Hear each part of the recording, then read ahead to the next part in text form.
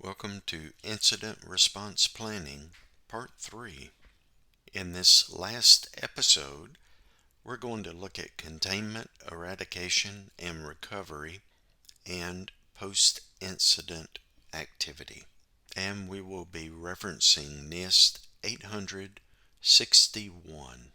The incident response team needs to notify the appropriate people that are going to be involved in an incident. And this may be everyone from the C-suite or the executives all the way down to security, IT members, your cybersecurity team, your red team, blue team, etc.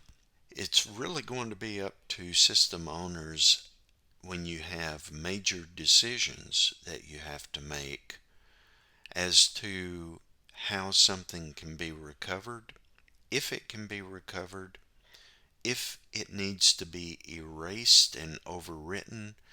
So these are some questions that the system owner needs to be involved in answering. The team should plan and prepare several communication methods as mentioned in episode 2 because you do not know if the bad actors are actually in the system monitoring your voice over IP. So having what's called out-of-band methods is really important. And this way, communication cannot be monitored by the bad guys. And this includes email, website, telephone, text. You can use in-person daily briefings. You can set up a voice mailbox with a recorded message to let people know what's happening so that they can take appropriate actions. And obviously, paper is always good. We always think of digital assets and digital information, but sometimes just having a piece of paper or a bulletin board, putting something on a door, or having handouts at entrance and exit points of your business will certainly help. Containment is important before the incident overwhelms resources. It's very important to triage what looks like an incident, set the priority, and then act on the priority.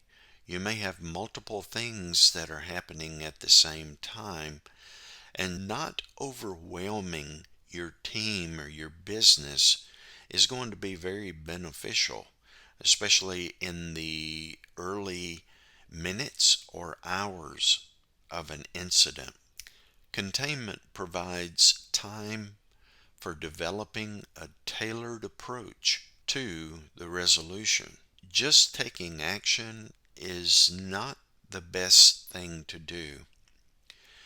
Your team is going to have to evaluate what is happening, what they think would be the best way to eradicate or contain this particular situation, and then they will need to have input from others that may have other knowledge as to what needs to be done and what may break the system, what may cause more damage to a network, etc. Containment coordination is going to be across your entire organization and even outside of your organization. Remember your customers and your supply chain. The attack may have taken place first in your supplier system, and now the bad actor has pivoted and come into your system. You can try to validate the attacker's IP address.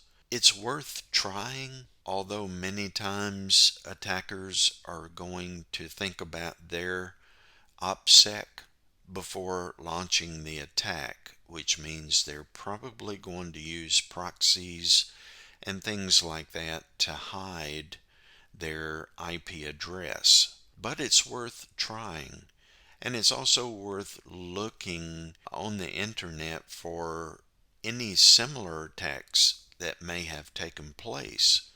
Sometimes you can identify that you are being the victim of an attack that recently happened to another company, and there may be information out there of how they dealt with the problem.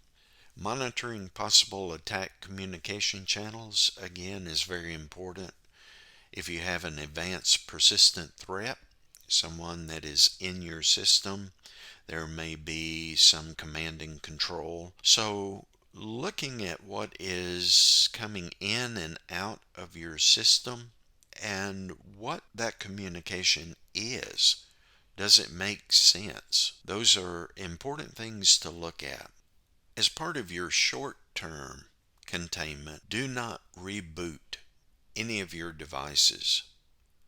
This is obviously going to cause some issues if you try to reboot. It can damage the equipment. It can also delete memory and things like that. So you don't want to do that. You do not want to try to hack the hacker. First of all, it's illegal because they are probably hiding behind 2 or 3 different servers or IP addresses or things like that. When you begin to try to attack what you think is them, you may actually be hacking into a third party, and that's going to cause you some legal implications. It's also dangerous if you were able to establish contact or find the hacker or hackers. They have probably thought through and put some of their OPSEC countermeasures in place, and you may actually launch malware or any other attack vector. You should create an image and make sure that it's untainted. Remember, any future litigation whatsoever or investigation is going to have a clear chain of custody. In Linux systems, you can use the data duplicator. Remember, we spoke of SIFT, which is a SANS virtual machine that's free to download. It's good to be able to do some forensics and also create an image as well. Disconnect the network cables. This is important to stop the communication coming and going from the device. And for external attacks that may be packet floods or distributed denial of service attack, you may need to coordinate with your ISP as well. Do not pull the power cable. Again, this is like rebooting or shutting the computer down. It's not going to help the issue. You have volatile memory, you have possibility of drive damage, etc. You want to isolate the switch port. Disconnecting cables will stop the send and receive capabilities. You want to apply filters to routers and firewalls and change the DNS if possible. You want to grab those logs and save those logs somewhere secure where you can go back and you can analyze those. And don't forget to log all of your evidence. You want to make sure that you record all of this information so that you can go back to that and you will know exactly what you have, who found it, and all of the specifics of the piece of evidence. After you have contained an incident, eradication may be necessary. You may need to delete malware, disable breached user accounts, or identify and mitigate all the vulnerabilities that were exploited. During eradication, it's important to identify all affected hosts within your organization. For some incidents, your eradication is either not necessary or it's performed during the recovery phase. It's going to depend on the specific attack vector and what was compromised. You should take a phased approach for eradication and recovery. Determine how the attack was executed. If it's a large scale incident, your recovery may take weeks to complete. Eradication and recovery actions are typically OS or application specific, although that may not be the case in your specific incident. Most recent backup before the intrusion took place is going to be very important. Make sure that it is good. You should be testing your backups all the time, not only that they exist, but that you can recover from the backup. If you can't recover from the backup because of some kind of technical error or what have you, the backups are no good. And as the saying goes, if you have two backups, you really only have one, because one of them may be corrupt. If you have one backup, you may not have any backups. That single backup may be corrupt, and the data that's on that backup may not be recoverable. You should perform vulnerability analysis, technical and human. There are some great tools out there, but these tools need someone that is trained and capable on that particular tool, not only to be able to use the tool, but to evaluate the results and analyze what that tool is telling you. In many cases, these tools will have a very high percentage of false positives. And this is where the human element comes in, to separate those things and understand why it's a false positive, and be able to identify the things that are a positive vulnerability and be able to formulate a recovery using the incident response plan. If it's a rootkit or some other type of malware or ransomware or what have you, sometimes the only thing you can do is wipe, reformat, and rebuild. And you should keep this in mind. This is probably the last step of the recovery, but always bear in mind you may have to completely reformat the system. That is the only way to know for sure that the system is now free of advanced persistent threats. And also keep in mind that the bad actors have probably thought about what your recovery steps are going to be. And they may have built in logic bombs, they may have built in other malware that may cause more damage to the system. So those countermeasures that they are using, since they designed this particular attack, may actually end up causing more damage than just wiping everything and reinstalling and then recovery from your backups. System admins, at the direction of system owners, will restore systems to normal operation and confirm that they are functioning normally. Recovery can involve any action like restoring the system from clean backups, as we discussed, rebuilding the system from scratch, which is quite painful, but it may be the only way to really be sure that the risk has been mitigated.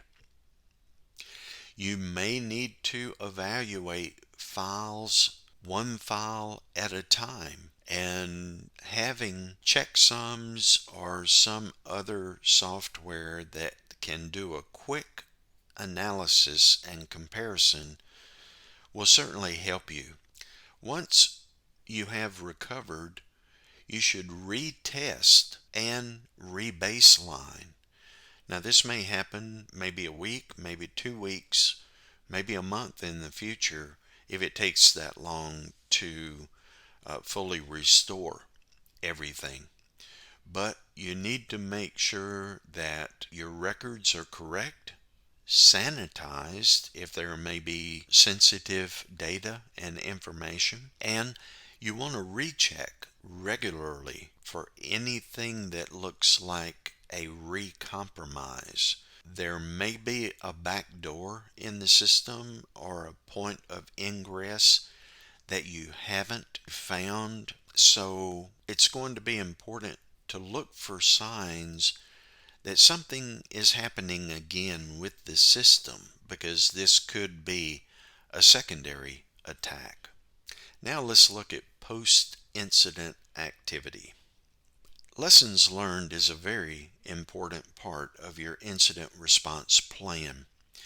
You want to understand what happened, what were the timings of that, how quickly did it happen, how well did your staff react to that, were the documented procedures followed, were the procedures effective for the eradication and recovery, what information was needed sooner, were any steps or actions taken that might have inhibited recovery, what should you do differently next time, and how many hours did it last, and how many people were affected. This may be important information that may be used in future litigation. How could the information sharing with other organizations have been improved? Remember, this attack may be your company only, or it may be your suppliers, customers, and your company. What corrective actions can prevent similar incidents in the future? This should be something that drives your training and awareness. If the attack was caused because of phishing or spear phishing, these are things that should be special emphasis items in your future training and awareness program.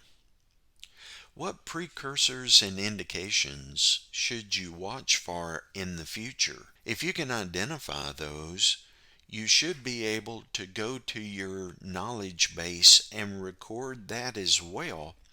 So if this were to happen again, you have the organizational knowledge, precursors, and indicators that may help you to head off this attack before it's fully executed. What additional tools and resources do you need to detect, analyze, and mitigate future incidents? And don't forget to go back and take a look at your incident response plan and see if you need to update or revise it. And if you do, that needs to flow out into your awareness and training for the future. You're trying to answer the question, how can we improve our overall capabilities? You want to make sure your incident response plan is tested, and tested often. Use the testing to get better at your incident response. That's what the testing is for. Evaluate your tools and resources. Make sure that you provide opportunities for your team members to learn different parts of the incident response plan, and make sure that they're competent and qualified to be able to perform their roles and responsibilities as well. Red team and blue team exercises are a good way to do this. and you should always look for those improvement opportunities. If you're looking for scenarios for testing your incident response plan, NIST 861 Appendix A provides several incident response scenarios that you can use. And these are really good to start with, but don't limit yourself to just these scenarios. Look at specific incidents that may happen to your business and come up with your own scenarios as well. And remember, if you do not have capabilities internally, you can always reach out to ALS Cyber. We will be happy to discuss and happy to help you improve your incident response plan.